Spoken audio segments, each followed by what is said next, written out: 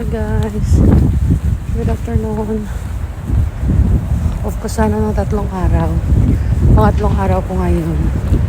Pero nagsabi ako sa mga kasama ko sa work, kung kulang na worker, pwede nila akong tawagan. So, the third day ko ngayon na off, tinawagan nila ako. 7 hours. Extra shift din yun. So, magkano na din yun. So, dahil alipin tayo ng salapi, papasukan natin yun. Kasi iniisip ko, kasi panghapon naman ako na.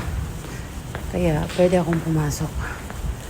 Pero most of the time, tinangtanggihan ko kung pinapalong shift ako kasi hindi ko kaya yung sakit ng balakang ko.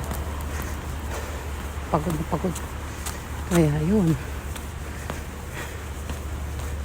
So ngayon, natanggap na ulit ako ng extra shift. So yan lang, bye.